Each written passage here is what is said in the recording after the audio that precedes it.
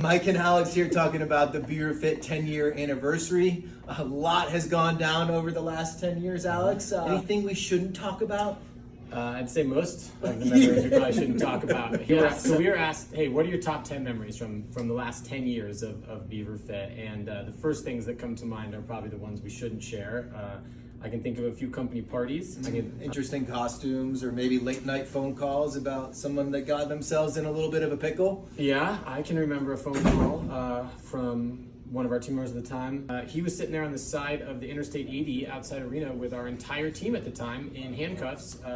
Okay, so that's not the story. That is not the story we're telling. So that's not the story we're telling. So lots of fun stories. When we thought about what we could tell, the first story that we came up with is our first order. Alex and I were in the reserves. We're sitting in one of the worst conference rooms I've ever been in. Yeah, we gotta give some context. So we did our active duty time. That's great. Did good stuff. Okay. We were motivators. Then we joined the reserves, and we found probably the least valuable unit in the reserves that there is. Nobody cares. The order. Let's get the order. Right. We got the order. We're sitting in a room with all these other reservists, basically doing nothing on our computers, and Mike and I got the PO in, and it was a PO for, I want to say, $3.2 million and 52 container gyms to the Marine Corps, and it was really our first big purchase order. It was in that moment when that PO came in that BeaverFit was born. That's how we were actually going to be successful. That was probably 10 months into starting the company, and we sat there. So what do we do? Yeah, well, first I slammed the computer. I elbowed Mike and said, dude, we got the PO. Yeah. And so we high-fived. We stood up right there in that room in uniform, and we looked at all the guys like, guys, we're out of here. We'll see you later. And so we bailed on just literally walked out of our annual training. Went back to our hotel, called an Uber Black, changed into our best party clothes, and shot up to Baltimore. We were in DC. We shot up to Baltimore. Had some push-up contests in Fells Point with a few people. Got some box seats at the Orioles game. Stopped at a liquor store on the way and celebrated the birth of the company. And we thought things were going to be super smooth sailing from there. And then I want to say 2 weeks later, Mike got a little email activating him to Djibouti. Yeah, Djibouti, there it was. So depending on who you ask, I'm the first outside employee or first employee of BeaverFit. Just depending on who you ask, I'd ask Alex. But the story I wanted to tell is just kind of tying together of how far we've come and where we're at. When I was first interviewing with Mike, I was really intrigued with the company, but I was really kind of pushing him to see what the operation looked like, and he just kept pushing me off. Oh, we'll come down to you, because I was asking, I was like, hey, when I come up to interview, I want to come up and see the office and see how legit all this stuff really is. And he kept pushing it off. So enough time goes by, I get the job offer. My first day of work, I come up to Tahoe and I realize oh, this is the first time we're opening up our small office space, and there are the desks that I'll be putting together for my very first task. So that was just kind of one of the moments of reflection, so to speak, that I've thought about since going on 10 years now. My gut tells me that there's a certain individual that may try to stake claim to being the first ever employee at BeaverFit.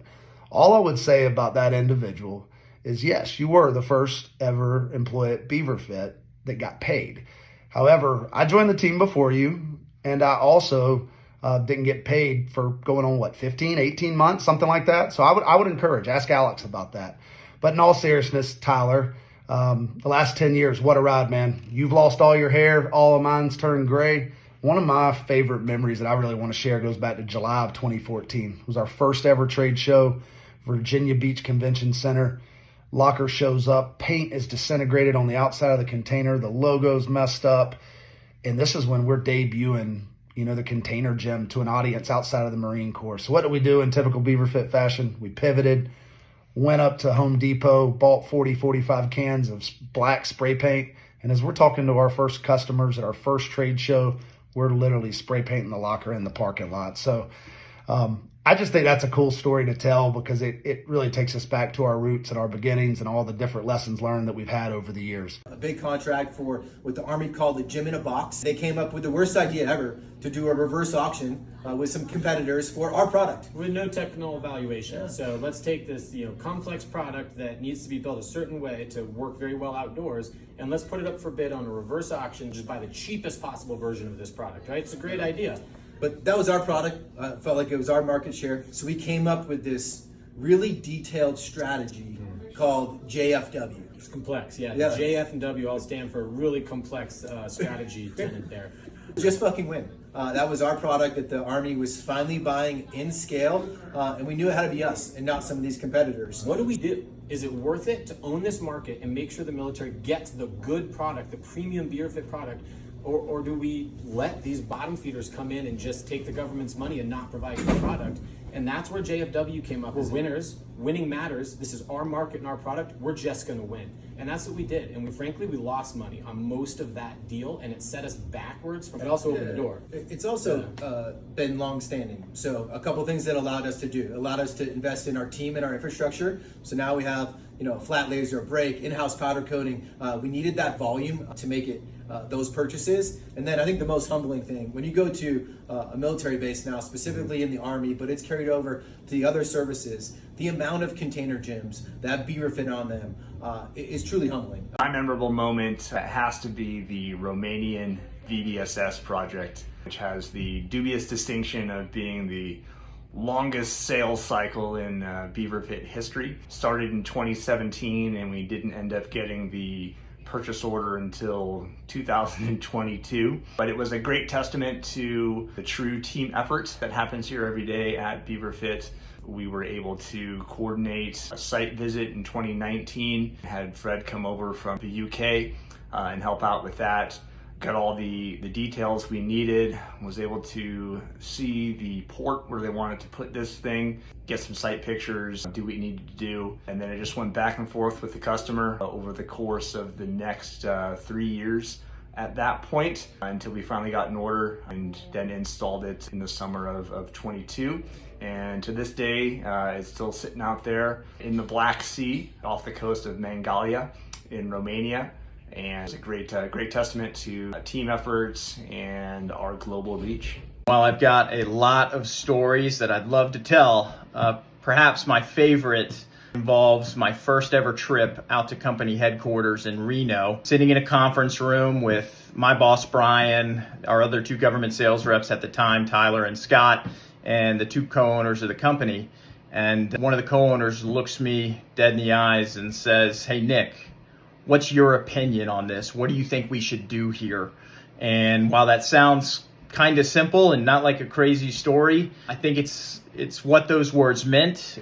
Coming from a few larger corporations in my past before coming to BeaverFit, you have this feeling that, hey, is my voice really heard here? And I think why that moment has made an impact on me is because it let me know right out the rip. It set the tone. Hey, your opinion does matter here. I want to hear what you have to say. And I think there's kind of a larger lesson there. And I think that's honestly one of the driving factors as to why BeaverFit has become so successful over the last 10 years is the fact that leadership enables everybody from the top down to make decisions, influence decisions, and they make it very clear your opinions are heard. A lot of organizations may preach that, but that showed me right there in that moment that BeaverFit actually practices that. Definitely my favorite memories are from our Christmas parties.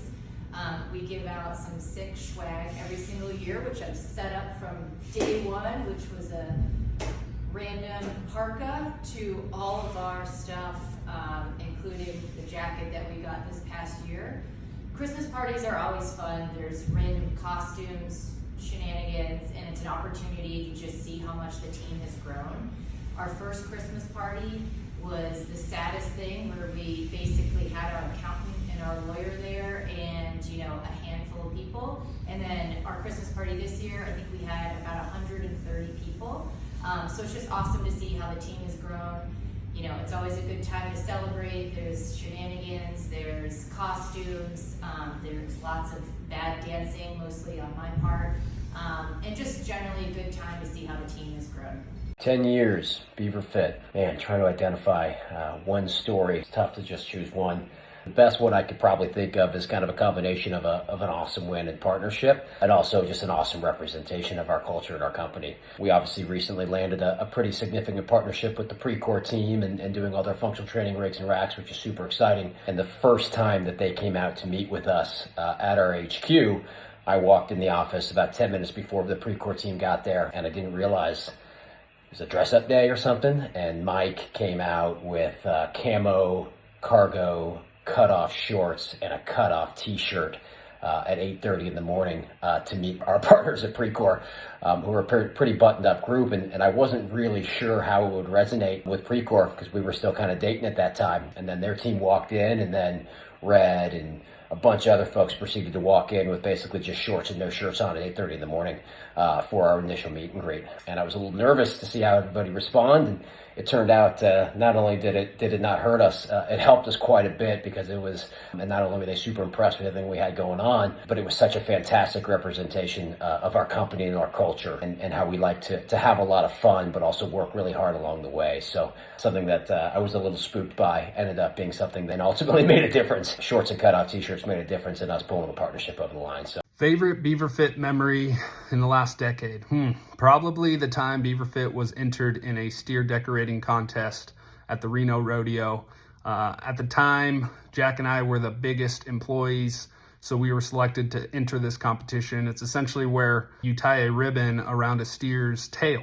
We had practiced all week. Jack got really good at tying the ribbon around moving objects. The day of the event came, thousands of people, the entire company came out to support us. Jack and I did have a few drinks before the event, and we missed the rules announcements before the event started. A shotgun goes off. I run the steer out there. Jack ties the tail literally faster than I've ever seen anybody do it. So we started celebrating. I threw my hat. We were bowing to the crowd. Little did we know there was a finish line that we had to run through, so we did lose. And at BeaverFit, winning does matter. So we have not heard the end of this. So we will be back, and we will win this event and get the belt buckle. Cheers to 10 years. As I thought about what I wanted to say, there wasn't one particular story that came to mind, but I wanted to applaud BeaverFit on its phenomenal company culture that it's kept through the years. And I'll give you one key example of that company culture. During most of our presentations, and even when we meet people, one of our key phrases is, at BeaverFit, we have a high, give a bleep mentality. So at the end of the day, we have a lot of fun. We don't take ourselves too seriously, but we care very deeply about our colleagues, about our customers, and we will always make it right. It's actually more of a feeling than it is something I can describe, but I think that's the reason why BeaverFit is so beloved. Here's to the next 10 years. Congratulations, and enjoy the moment.